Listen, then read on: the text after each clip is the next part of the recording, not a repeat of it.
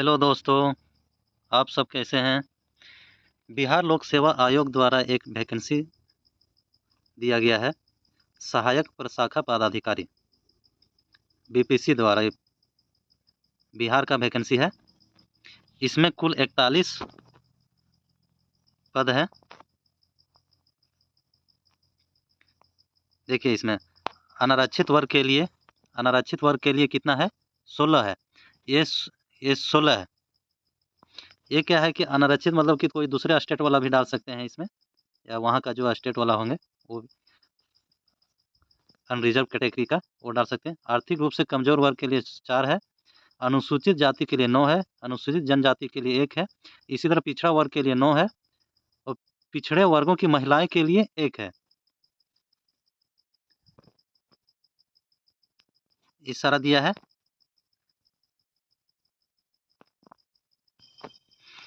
देखिए ऑनलाइन आवेदन प्रारंभ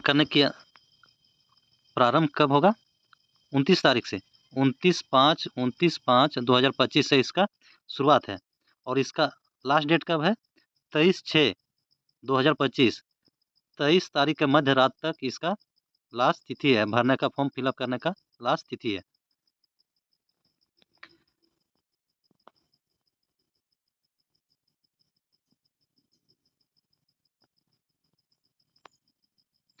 देखिए सामान्य वर्ग के लिए अनरिजर्व कैटेगरी के लिए कितना है? 600 रुपये फीस लग रहा है। केवल बिहार राज्य के अनुसूचित जाति अनुसूचित जनजाति के लिए कितना है? 150 रुपया है।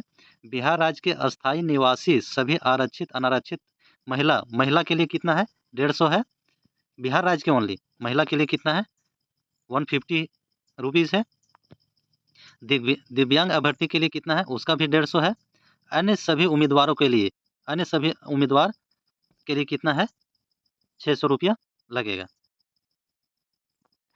वेतनमान देखिए कितना दिया हुआ है। वेतनमान इसका दिया हुआ है लेवल 7 है। 44,900 से 1,42,400 तक इसका जाएगा। शैक्षणिक योग्यता किसी मान्यता प्राप्त विद्यालय से स्नातक डिग्री होना चाहिए, मतलब कि स्नातक ग्रेजुएट होना चाहिए। आवेदन प्राप्ति हेतु निर्धारित अंतिम तिथि तक आवेदन को स्नातक का डिग्री होना चाहिए। स्नातक का डिग्री उस समय तक होना चाहिए। और इसका न्यूनतम उम्र सीमा कितना है? 21 वर्ष। 21 वर्ष न्यूनतम एज है। और इसका अनारक्षित अनरिजर्व के लिए 37 वर्ष है। पिछड़ा वर्ग के लिए है कितना? 40 वर्ष। अनुसूचित जाति अनुसूचित जनजाति के लिए है 42 वर्ष। चयन प्रक्रिया क्या है? चयन प्रक्रिया जो है चयन प्रक्रिया में परीक्षा 2 चरणों में आयोजित की जाएगी। 2 चरण में होगा।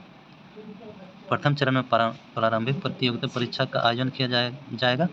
इसके बाद प्रारंभिक परीक्षा सफल उम्मीदवारों से मुख्य प्रतियोगिता परीक्षा के लिए अलग से पुनः ससमय आवेदन आमंत्रित किए जाएंगे। फिर से आवेदन आमंत्रित किए जाएंगे दूसरा सीटिंग में। प्रारंभिक एवं मुख्य परीक्षा में आवेदन में दी गई सूचनाओं में भिन्नता होने की स्थिति में आवेदन को मुख्य परीक्षा में सम्मिलित होने से वंचित किया जा सकता है। उसको आवेदन मुख्य परीक्षा में उसको बैठने नहीं दिया जा सकता है। प्रारंभिक परीक्षा में क्या क्या किस तरह का क्या क्या सिलेबस होगा इसका देख। सामान्य अध्ययन प्रश्नों की संख्या कितना हो जाएगी? 50 होगा। सामान्य विज्ञान और गणित ये दोनों मिला के कितना रहेगा? 50। मानसिक क्षमता जांच प्रश्नों की संख्या कितना? 50 रहेगा। ये सभी जो है बहुवैकल्पिक होंगे। प्रश्न जो है वस्तुनिष्ठ एवं बहुवैकल्पिक होंगे। प्रत्येक प्रश्न 1-1 अंक का होगा। प्रत्येक प्रश्न कितना होगा? 1-1 अंक होगा। 150 क्वेश्चन रहेगा। उसमें से समय आपको मिलेगा 2 घंटा 15 मिनट का। 2 घंटा 15 मिनट का समय मिलेगा। देखिए इसमें एक चीज़ और दिया है। सामान्य ज्ञान प्रारंभिक परीक्षा में प्रश्न पत्रों की भाषा का माध्यम अंग्रेजी और हिंदी दोनों होगा। यदि हिंदी एवं अंग्रेजी के प्रश्न पत्र में कोई भिन्नता होगी, अगर कुछ अलग होगा हिंदी और अंग्रेजी में, तो उसमें से कौन सा मान्य होगा? अंग्रेजी भाषा वाला, अंग्रेजी इंग्लिश लैंग्वेज वाला मान्य होगा क्वेश्चन। इसमें ये स्पष्ट किया हुआ है। प्रारंभिक परीक्षा पुस्तक सहित ली जाएगी। आने परीक्षार्थी चाहे तो अपने साथ पुस्तक ले जा सकते हैं। प्रत्येक खंड के लिए एक ही पुस्तक ले जाने की छूट होगी। एक पुस्तक परीक्षार्थी अपने साथ अधिकतम 3 पुस्तक, एक सामान्य ज्ञान के लिए, दूसरा एक गणित के लिए एवं तीसरा एक सामान्य विज्ञान के लिए परीक्षा भवन में ले जा सकते हैं। पुस्तकों में NCERT, BSEB, ICSE एवं अन्य बोर्ड के टेक्स्ट बुक ही मान्य होंगे। स्पष्ट किया हुआ है। देखिए यहाँ से इसका सिलेबस दिया हुआ है। प्रारंभिक परीक्षा का पाठ्यक्रम अधोलिखित होगा। यहाँ से सिलेबस दिया हुआ है। इधर ये सिलेबस आ गया है। सामान्य विज्ञान एवं गणित का सिलेबस है यहाँ पे। ये देखिए सामान्य विज्ञान एवं गणित, मानसिक क्षमता जांच। अब हो गया इसका मुख्य परीक्षा। मुख्य परीक्षा का जो है, मुख्य परीक्षा के लिए 2 पत्र होंगे। कितना? 2 पत्र होंगे मुख्य परीक्षा के लिए। प्रश्न पत्र 1 विषय हिंदी। प्रश्न पत्र 1 है सामान्य हिंदी। इस परीक्षा के लिए प्रश्न वस्तुनिष्ठ एवं बहुविकल्पिक होंगे। दूसरा ऑप्शन, हिंदी विषय में अर्हतांक 30%, मतलब कि जितना टोटल क्वेश्चन रहेगा उसका 30% लाना अनिवार्य है। अगर 30% नहीं लाते हैं तो आप अगला नेक्स्ट पेपर आपका जांच नहीं होगा, आप मेगा सूची से बाहर हो जाएंगे। इसलिए 30% लाना अति आवश्यक है। सामान्य ज्ञान प्रतिशत अनिवार्य, किसी मेगा सूची के प्रयोजनार्थ इसकी गणना नहीं की जाएगी। ठीक है। जो उम्मीदवार इस विषय में 30% अंक प्राप्त नहीं करेंगे, उसके मुख्य परीक्षा के दूसरे विषय सामान्य ज्ञान प्रश्न पत्र 2 का मूल्यांकन नहीं किया जाएगा। साफ लिखा हुआ एवं मुख्य परीक्षा में योग्यता प्राप्त नहीं समझे जाएंगे। क्योंकि नेक्स्ट पेपर जो इसका होगा उसका मूल्यांकन नहीं होगा, आप अगर इस पेपर में पास नहीं हुए तो। प्रश्न पत्र 1 की परीक्षा में भाषा का माध्यम हिंदी होगा। एक में जो है प्रश्न पत्र इसमें हिंदी में, सामान्य हिंदी में इसका भाषा क्या होगा? हिंदी होगा।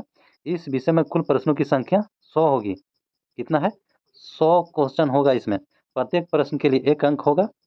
परीक्षा कितना? 2 घंटा 30 मिनट। इसमें पेपर 1 के लिए 2 घंटा 15 मिनट का समय इसमें भी दिया जाएगा।